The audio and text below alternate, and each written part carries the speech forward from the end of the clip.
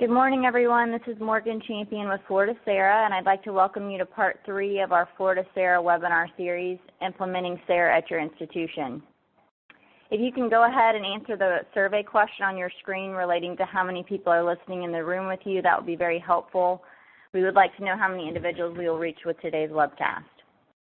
Today you will hear from George Wright, Director of Georgia Tech Online, Charlene Lee, State Authorization Compliance Specialist and SARA Coordinator for East Carolina University, and Bob Igo, Director of Compliance and Reporting for Penn State Online Education. You will hear from each speaker individually about their experience of implementing SARA at their institution, how they worked through the requirements, and what things have worked well for their institution. You will have the opportunity to ask questions throughout the presentation in the chat box, and we will pause after each speaker to address the questions we've received. This presentation will be recorded, and you will have the opportunity to view it on our website, and I will also be sending out the link once it's ready. You can download the slides for your reference by going to the Resources tab on your screen. I'd like to say thank you to the Florida Virtual Campus for hosting our webinar series and for all of their assistance thus far. If you have questions after the presentation, my contact information will be posted on the last slide. George Wright is our first speaker. George, would you like to begin? Certainly. Thank you very much for allowing me this opportunity to talk a little bit about how we came to get involved with SARA and some of the mistakes we made and lessons we learned. And I've entitled my part of the presentation with the subtitle, "It's Good to Have Friends on Campus."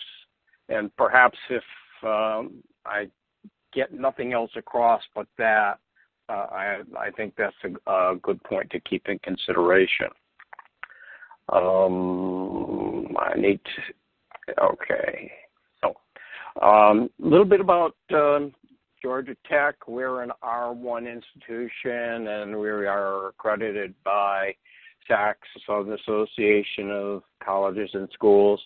And we're kind of a mid-size STEM institution of higher ed with about 30,000 enrolled students, about 16,000 undergrad and 14,000 grad.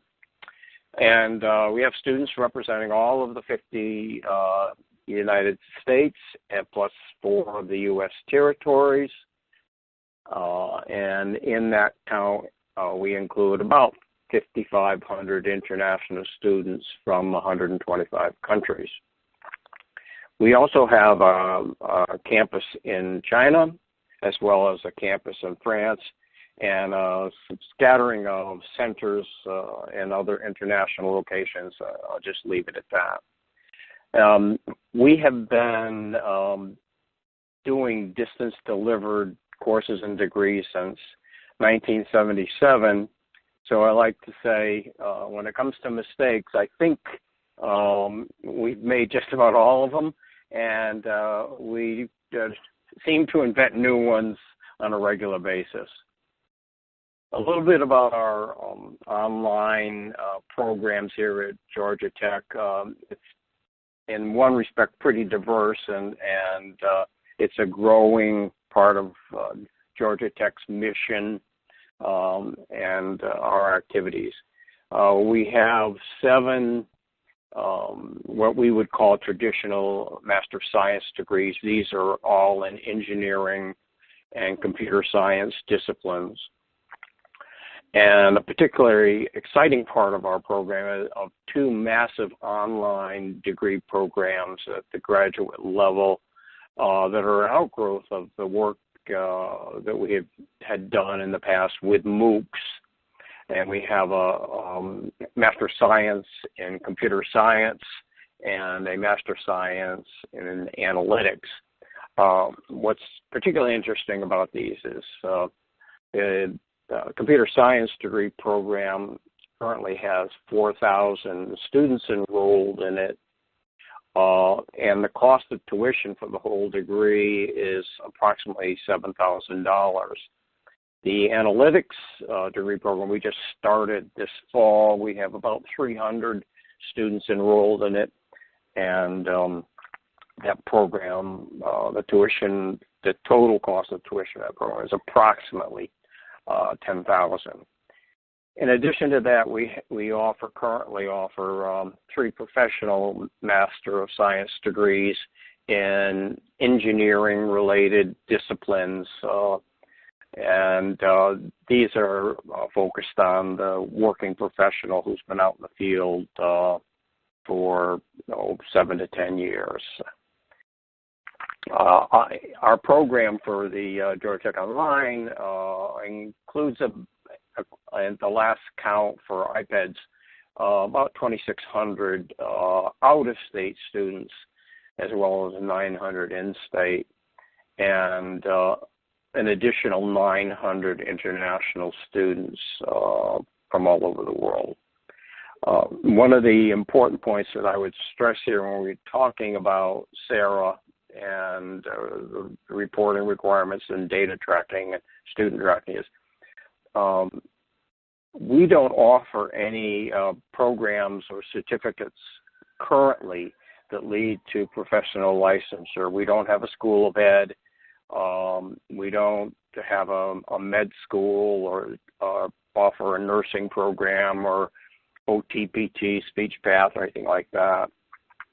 So in one respect, it would seem that our work in state authorization is a whole lot simpler. And I'll talk a little bit about why that may not always necessarily be the case. And finally, we don't believe that we trigger any of the traditional physical presence exceptions that many states had put in place. Of course, most of that with regard to physical presence becomes moot under the SARA program. So why did we join? I guess one of the first reasons that I put here is because of experience we've had from the early 90s with SREB's Electronic Campus Regional Reciprocity Agreement, SECRA, that worked very, very well for us. And I think many of the people involved with NC-SARA would tell you that to a certain extent, SARA is based on the concepts and the ideas that got SECRA going in the SREB region in the 16 member states. And it was really very, very helpful for us. Being a Southeastern region institution, as you probably can guess, a significant portion of our online students, at least initially, came out of the Southeast region. So that made our work a lot easier. Secondly, we found that after making a start at trying to get receive state authorization or a waiver or what have you, when we started adding up what we thought the cost would be, our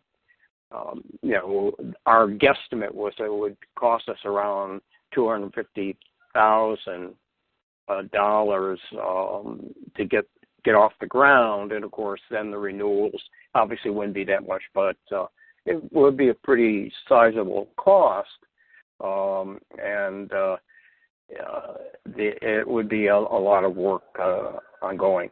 So the other point that I'm compelled to point out is that to incentivize the University System of Georgia institutions, which Georgia Tech is one of them, the system pays for both our state and NC-SARA membership fees. So that was another good point. And finally, we joined for guidance and support from the people at NC-SARA and the institutions who were members all over the country. It's a wonderful resource.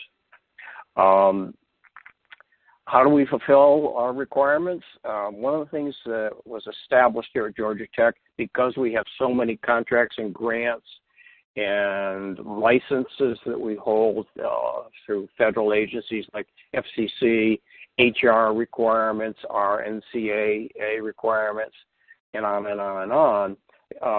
A group was formed with all of the people dealing with the compliance responsibilities for the Institute, and we have an opportunity to present what we're working on, ask for assistance, and I'll talk about that in a little bit.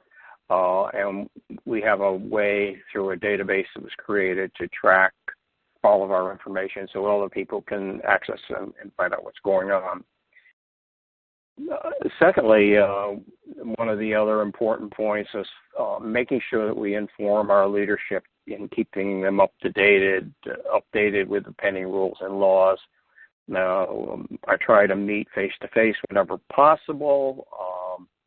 Otherwise, I do presentations, virtual presentations, or send out spreadsheets or graphic items to keep this top of mind for them. And then the last point here on the slide is networking. It's very important if you're to be successful in a program like this, to network with as many schools and departments as possible. One of the early things we did is we set up a relationship with our legal affairs office. I invited one of the attorneys to several of the FL-SARA presentations, kind of got them on my side so they fully understood what was going on as well.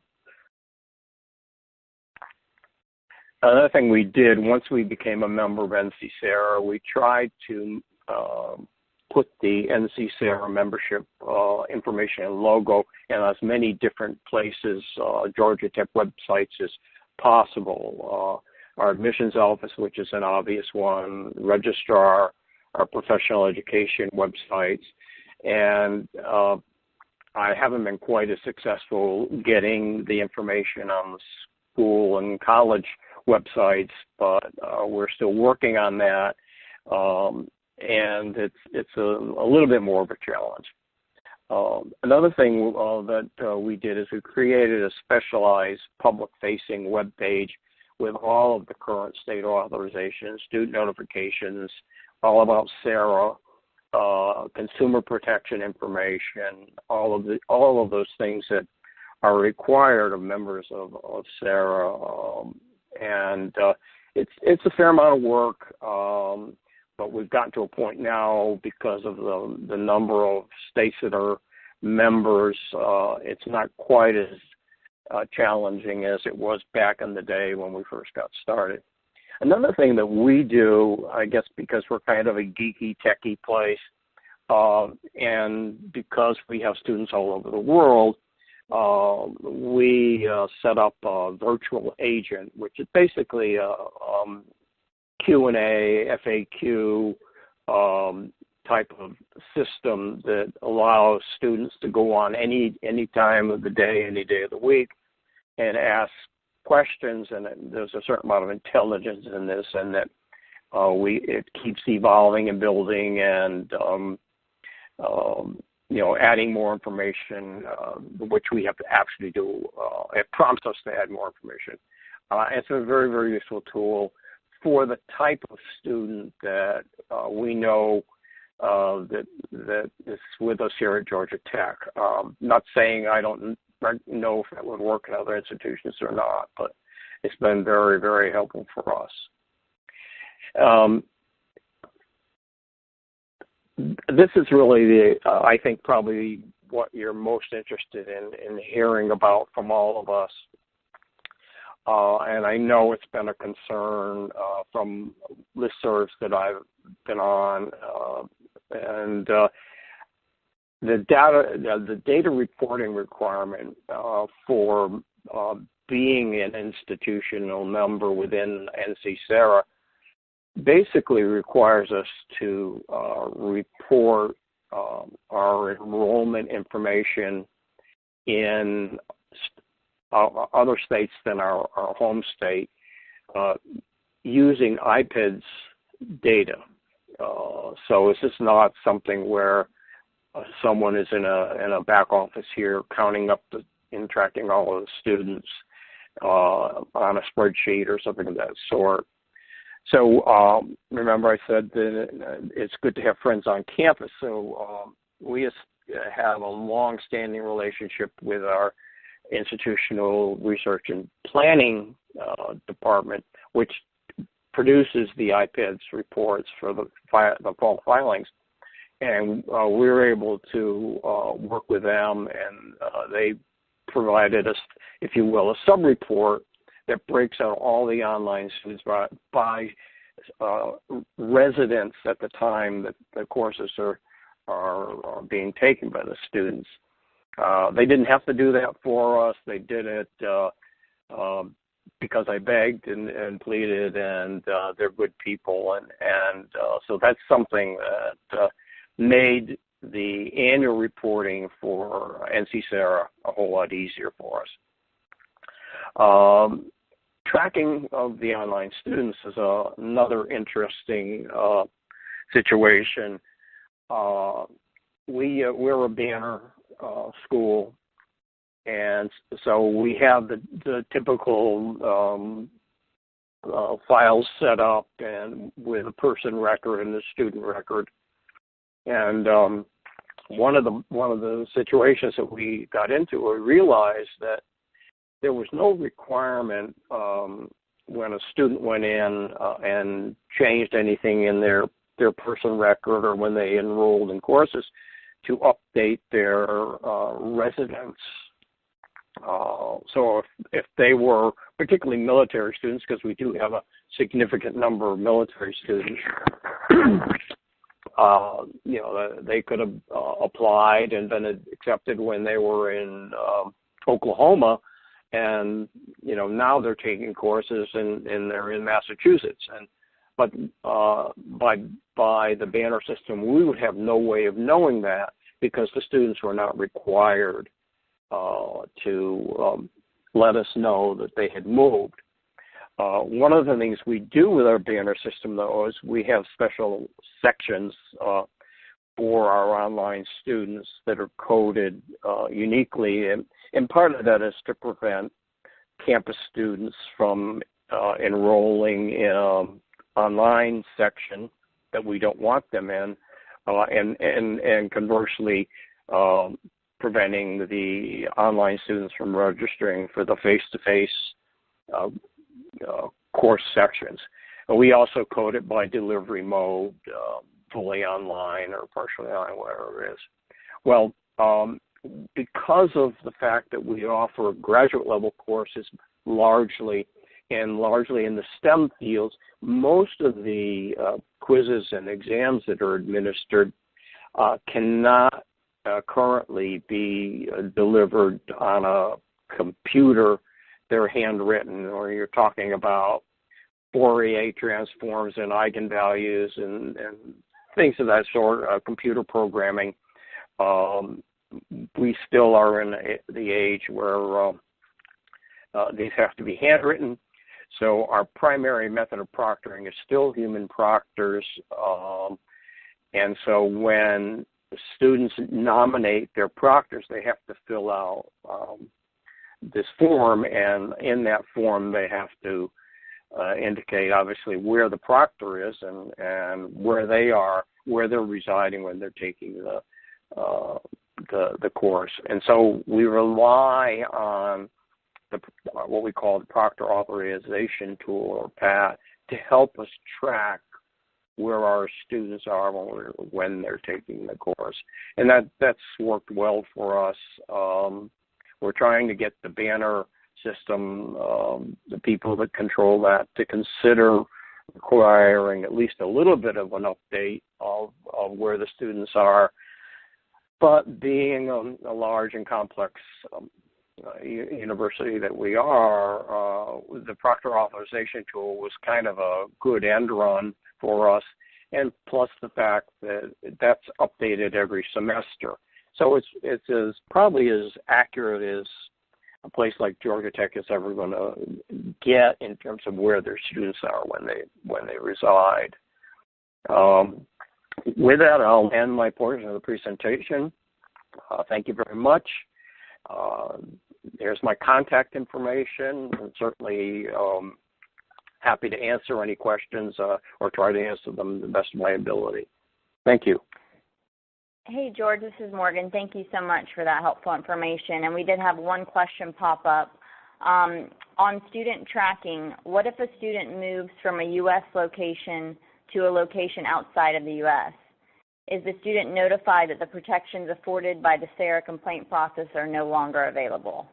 Do you do any type of notification to your students when this happens? Honestly, no. We have all the consumer protection information on our websites, but at this point we have not. Well, I don't know that we've had students in that situation. The people that manage the proctor authorization tool, I suppose, could tell me, but no, we don't do that. But it's an excellent point and something that I need to look into. Yeah, I agree. I think that's a good suggestion, and I will definitely reach out to NC SARA and see if they have any recommendations for that type of communication as well. Again, thank you, George, and that was the only question that popped up. So I think we're ready for Charlene Lee to go ahead and begin her portion of the presentation. Hi, thank you for inviting me to participate and share ECU's experiences about SARA and state authorization. I hope that will lead you with a lot of good information when this presentation is over.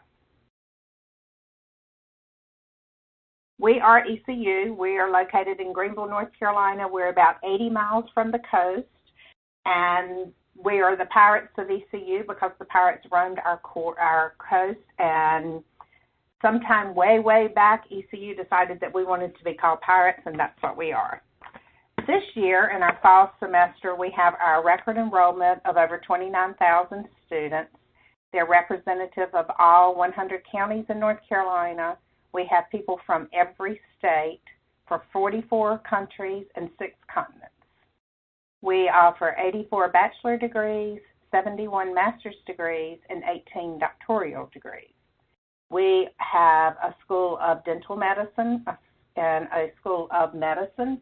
We also have a school of nursing and 9 other colleges on our campus.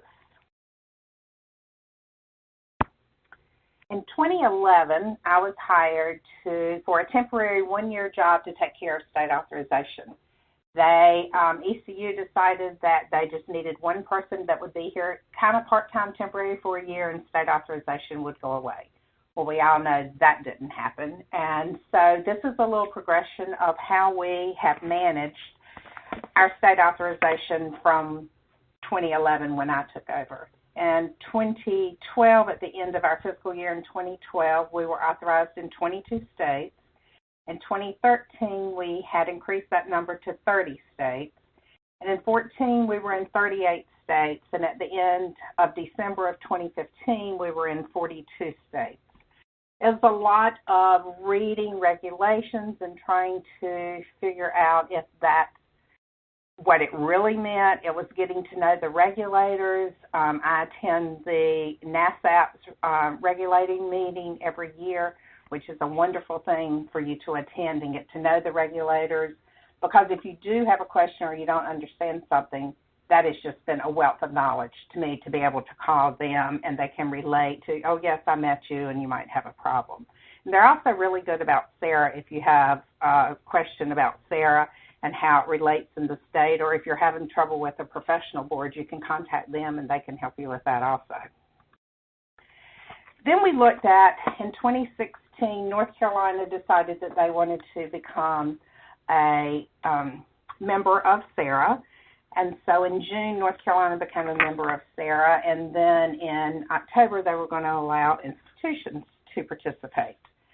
So we formed a state authorization committee in 2011, and we meet 3 times a year or as needed. But we were looking at why we would participate in SARA, and we looked that we could serve more people. It would greatly reduce the amount of applications and fees that I would have to complete. And then it would also reduce the burden of trying to track regulations in all of the states, especially with the professional boards. And then, of course, our main goal was it would reduce our cost, and so it would provide lower fees for our students.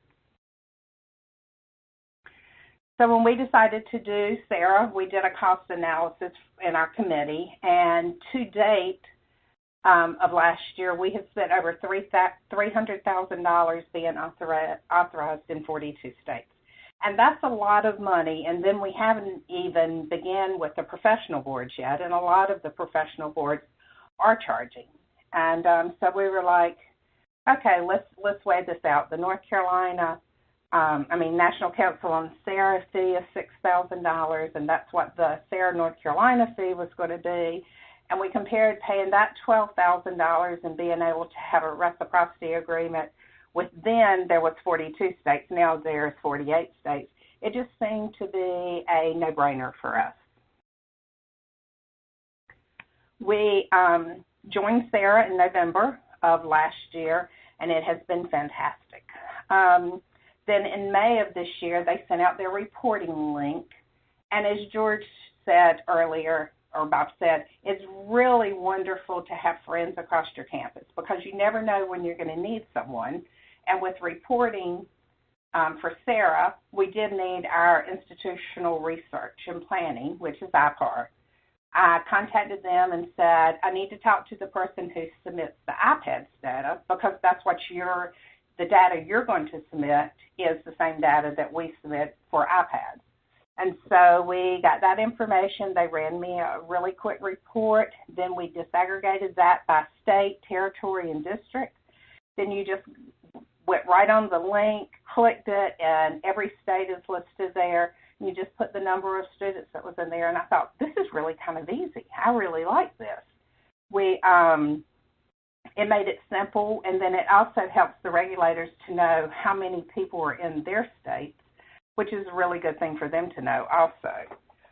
This year, for 2017 reporting, which we will do in May of 2018, they're asking that you report, it's optional, your face-to-face students in what states they're in during internships or whatever. And in 2019, that'll be a mandatory field.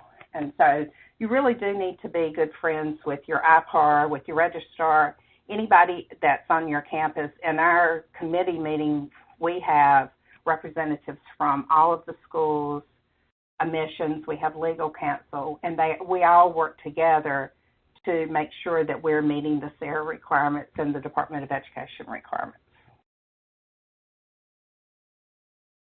So then we were looking at how do we find out where our students are every year, every semester, and how do we keep up with them. When you're registering for the first time or you're registering for each semester, our enrollment applications ask for both your current address where you're taking the class, and they also ask for your home permanent information. Then these reports are populated through Banner, and then I run a report. I disaggregate those by state and by program so I can tell where we are, what programs, what states I need to be seeking professional licensure board information from, and it kind of keeps us up with our students and where they are. Moving on to our licensure disclosures, and as all of us know, in December, the Department of Education released some new regulations and disclosures that are going to be effective on July 1st of 2018, unless we get that overturned or whatever, and I'm really hoping that we do. But we came up with a licensure disclosure statement, and it is on all of our college websites, it's on all of the programs that lead to professional licensure. It's on our state authorization website, our main ECU website, enrollment, admissions, grad school, everywhere that we could think about putting it, we put this licensure statement. And it has met SARA regulations up until now. The very last sentence on here it is the student's responsibility to confirm program eligibility, and I have been told as of yesterday we can no longer use that sentence, and so they will be issuing, SARA North Carolina will be issuing some new language that we will be using for that. part of our licensure disclosure that we make to our students is on their application, and you can see right here is a little example of that. When they're filling out their application or registering for a new semester, we have an acknowledgement box that they have to click on and read this professional licensure statement, and then they have to acknowledge that they've read that. And they can't go on to the next question in the application process if they have not read that. Our committee came up with this idea. It's worked well. This is the third semester that we've been using it, and it's worked well. We haven't had anybody question it or ask, anything about it or why we had it or anything. They've just acknowledged it and moved on. And here is a little brief picture of my state authorization compliance website here at ECU. I know it's kind of small, but it kind of gives some information about what state authorization is, and then it has some different topics that you can click on. One of them is called disclosures, and when you click on that disclosure website, you will see that we have a table up there that has each one of the states. If you click on one of those states, let's say Alabama for interesting, it'll show that the licensing agency is there, and if you click on that, you'll go right straight to Alabama's Commission on Higher Education. I also have the next paragraph is how we're authorized to offer programs to the residents of Alabama. And of course, we are by SARA, and so I have that in there. If it was California, who's not a SARA state, then I just have that East Carolina University can offer programs to residents of California, as their coordinating board does not regulate out-of-state public institutions. Then, of course, I put our professional licensure board statement on there again, and then I go to the boards, and I don't have all of them, but I have the main ones for us. Alabama Board of Nursing, if you click on that, it takes you right to their website, gives you all the information that they have. I currently have on there that we're seeking authorization from the Alabama Board of Nursing, and then I have their little disclosure that they say we have to have. The same thing for the Alabama Board of Education and the Board of Social Work. Then at the very bottom of the Alabama page, you'll see where you can file student complaints. If you're here in North Carolina, you can file it with our North Carolina SARA portal agency, or you can also file it with the Alabama SARA portal agency. And here's my contact information. I guess the main thing for me is to let everybody know we're all doing this very same thing. You're not in it alone. Please pick up the phone and call somebody, because more than likely we've done the very same thing, or we're working on the very same problem, and if we all work together toward our one goal of being in compliance, things will just be so much easier. Thank you again for allowing me to participate in this. Thank you so much, Charlene. I really appreciate that, and that was very insightful, so thank you again. And I think that we are ready for Bob Igo now to begin his portion of the presentation. Bob? Good morning, Morgan. My name is Bob Igo, and I am at Penn State, and my title is Director of Compliance and Reporting. My title is Penn State and State Authorization, or How I Learned to Stop Worrying and Love NC-SARA.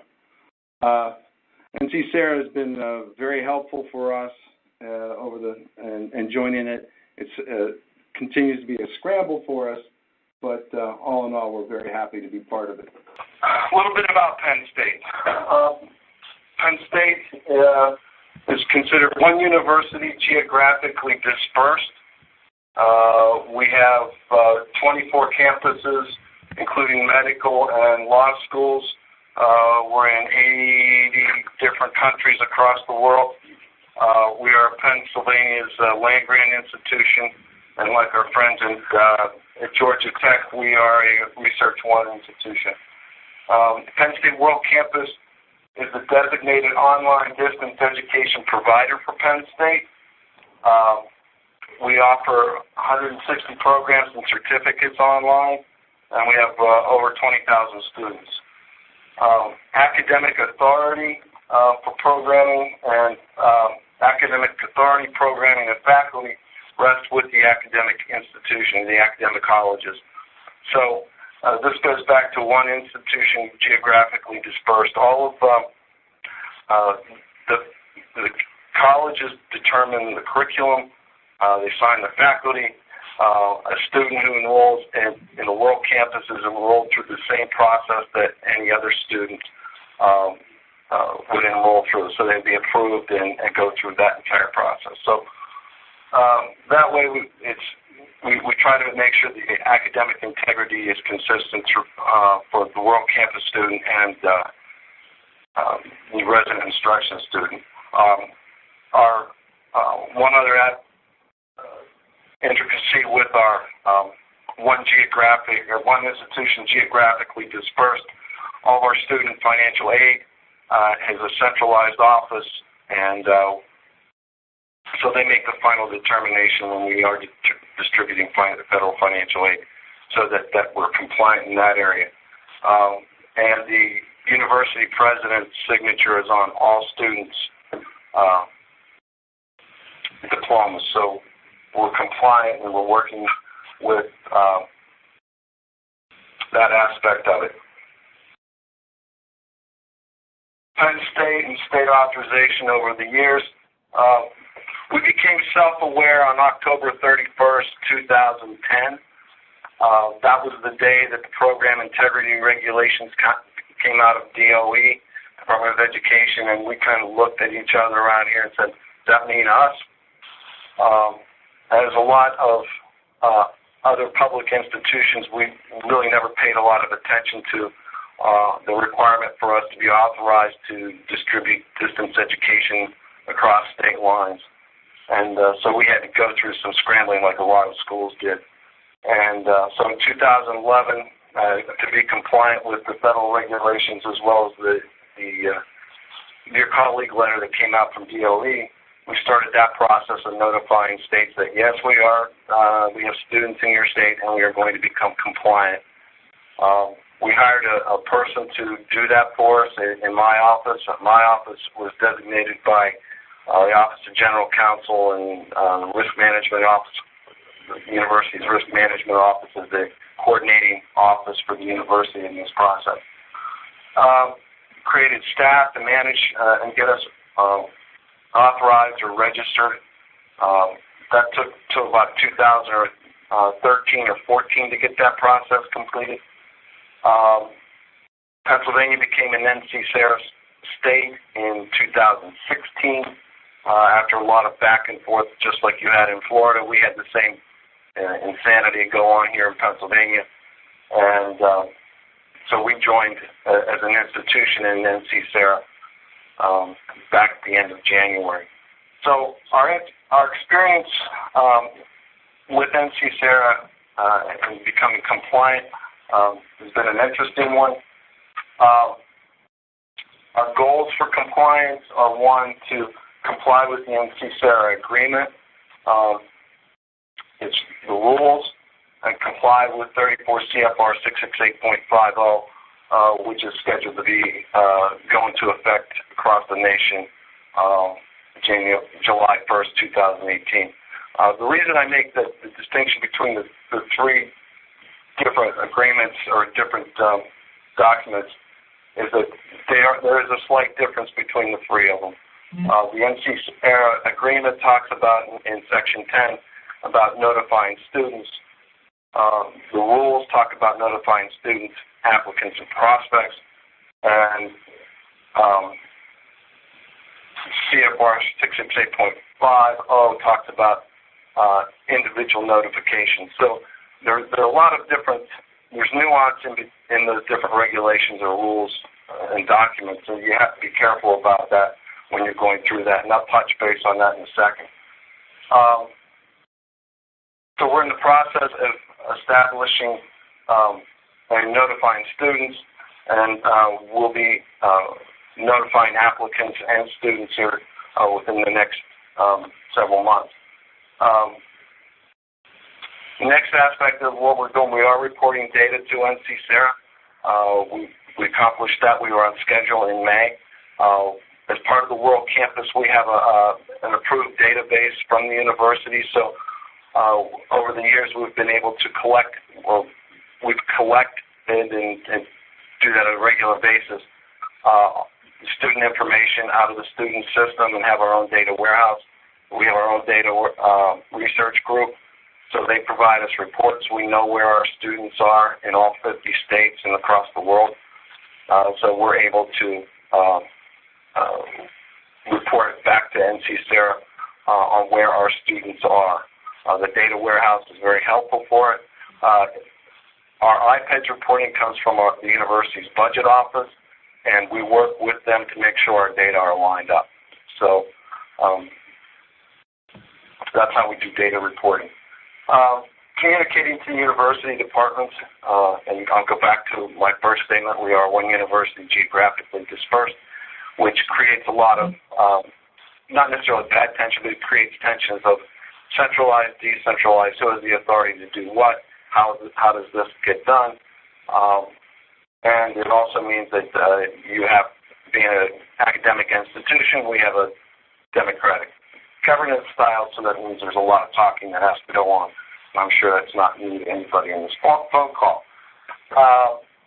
And we've started that. I've reported to half a dozen or so different academic units across the institution and councils to inform them of what's going on with NC-SARA and how it's affecting them.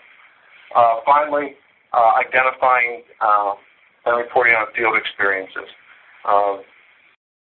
One institution geographically dispersed. Each of the colleges has their own internship office or whatever you may want to, whatever they may designate it. So we're in the process of working with them on identifying internships across the institution, as well as being able to collect the data. Implementing NC-SARA. It's a team thing, right? And whenever you go through teams, you go through that wonderful process of forming, storming, norming, and finally performing. There's a lot of good evidence behind that process and that thinking. There's a lot of academic research that went into it. It's just not some consultant's cliche. Once we had our team formed, we went through a lot of storming, trying to figure out what the heck were we supposed to do. Even though we were compliant in all 50 states, actually doing NC-SARA is a little bit, or maybe a lot different than what we had figured that we were going to have to do with this. So there was a lot of discussion, a lot of tension about, well, what does this say? What's that say? We can comply with federal regulations. Well, if you comply, doesn't necessarily mean you have to do NC-SARA. It was a pretty interesting process.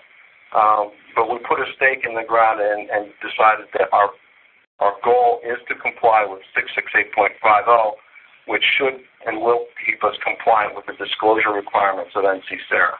And it will meet the requirement of the federal government to be compliant by July 1st, 2018. We're implementing NC-SARA in phases. As I said, we started this process earlier this year, and it takes quite a while to do it, especially with our institution. But we're going to do it in 3 phases. And the first phase is a focus on the federal regulation. And we have 12 subgroups, 12 projects with assigned sub-teams to make that process work and make sure that we're compliant by the end of June.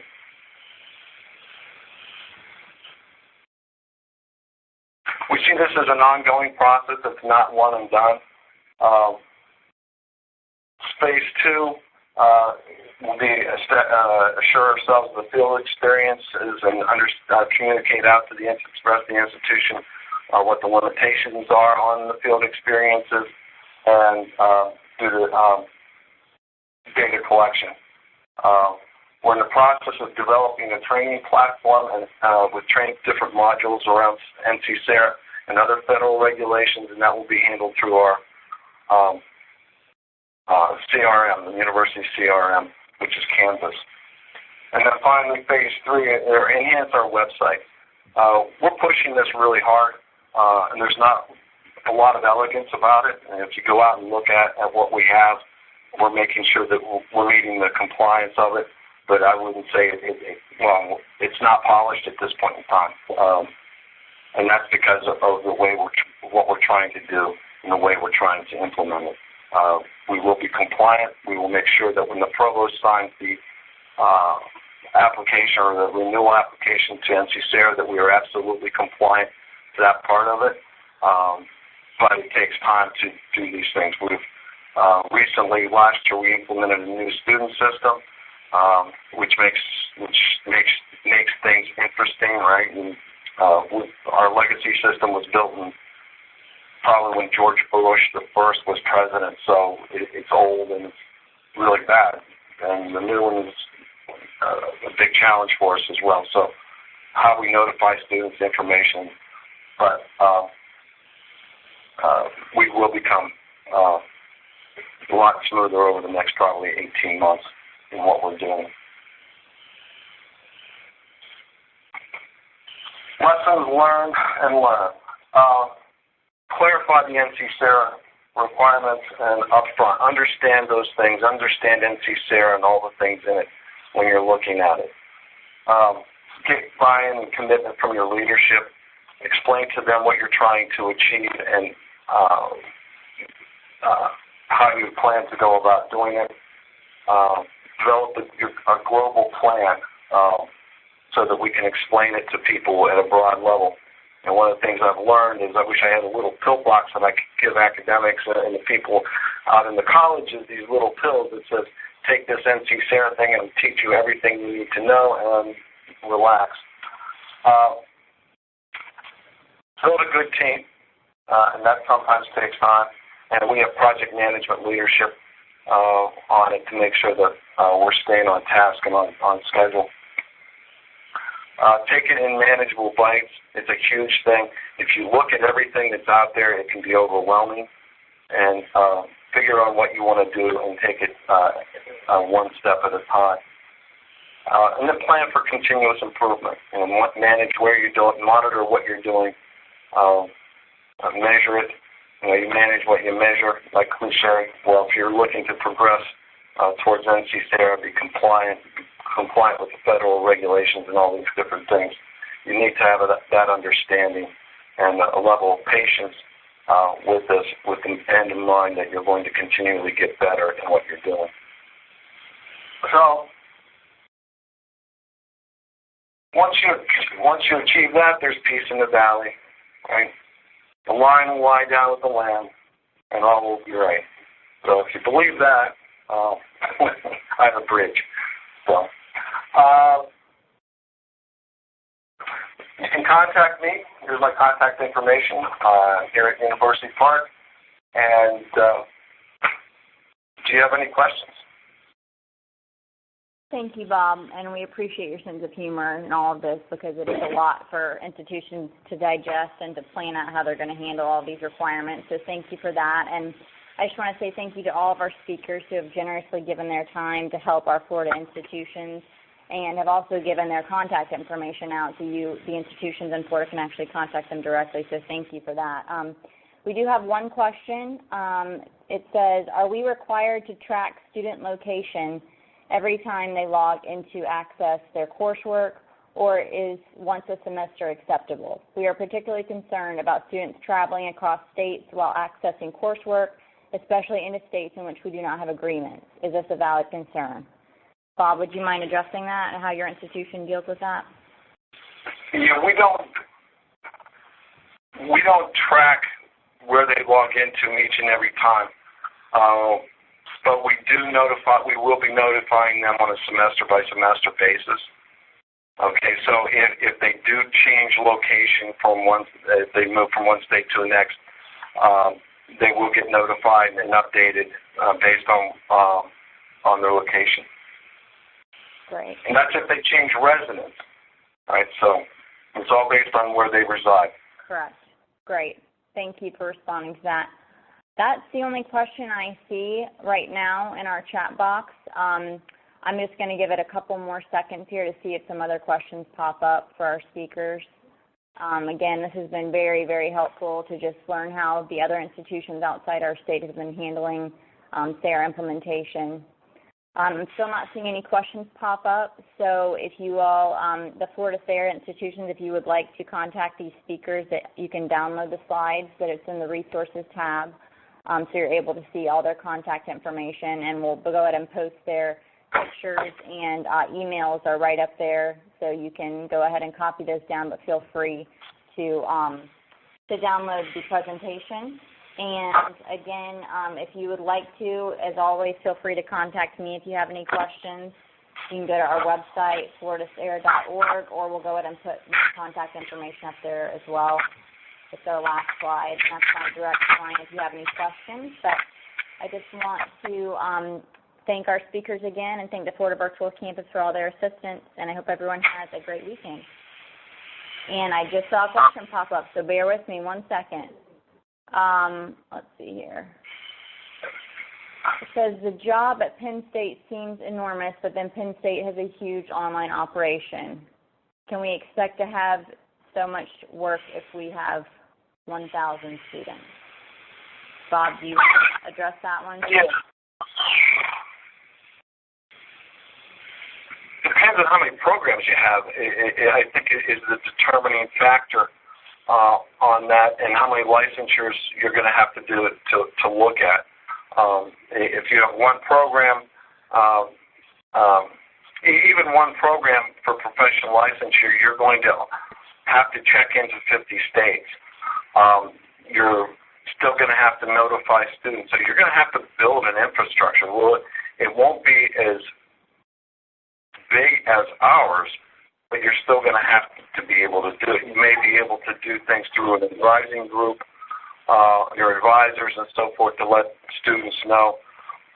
You may be able to do things a lot differently than we have to do it, but there's still basics that you're going to have to do that we do as well.